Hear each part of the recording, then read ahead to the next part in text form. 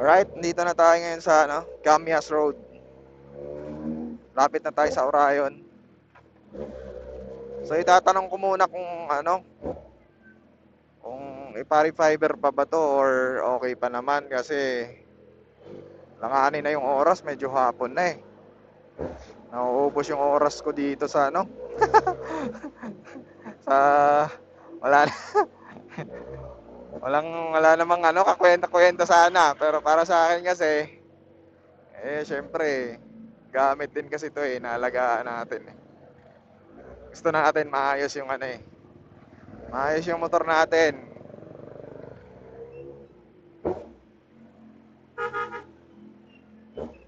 Tatanong na lang natin doon. Tapos pag okay pa naman, uwi muna tayo. Next year na lang natin to ipa-refiber kung kaya naman, kung okay pa. Kasi wala pang oras, di ko pa nakuha yung mga regalo sa Pasko, pamimigay namin. Anong oras na? Dapat yung estimated time na balik ko, 1:00 eh. Alang.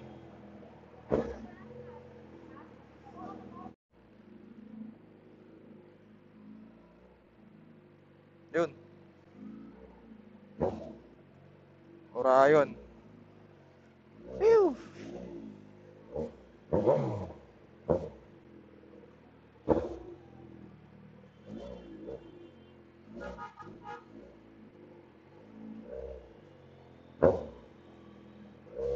Ito na. Narito tayo. Ah.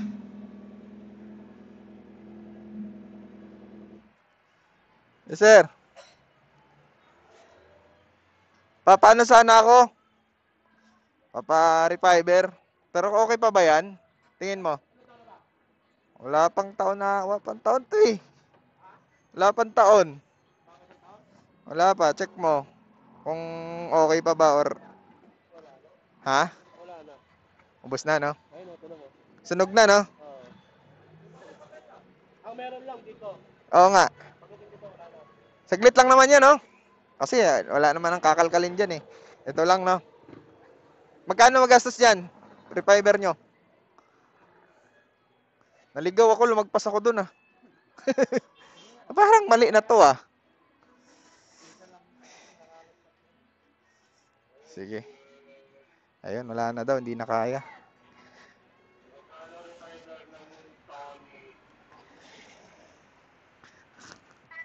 Ayun na, konti na lang. Sunog na yung loob. 400? Libre na lang. Joke lang. 100 daw. Motor eh. 400, 800. 900 daw.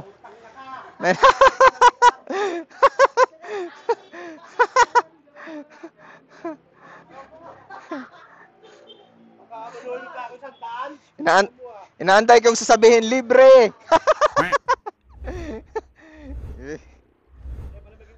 Sige, sige.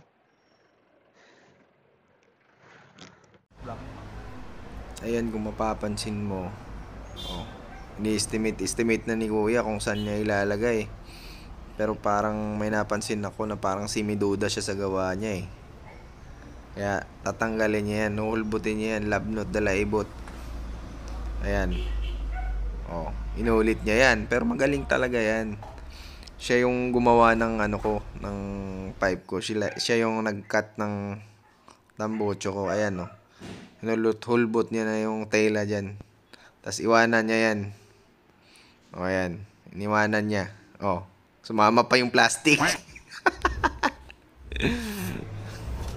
Ayan o. Tingnan mo. Meron siyang dala ng mga espada. Tinugsok-tugsok na naman niya. Ayan o. O. Pure carbon yan. Yan yung nilalagay.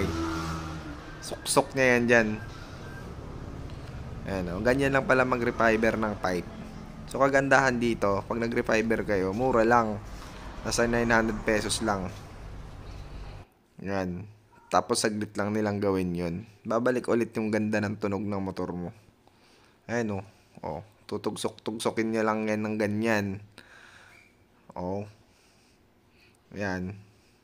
Ganyan lang pala magkabit. Ina, nakabit na ni Kuya. Ang bilis oh. Sound check.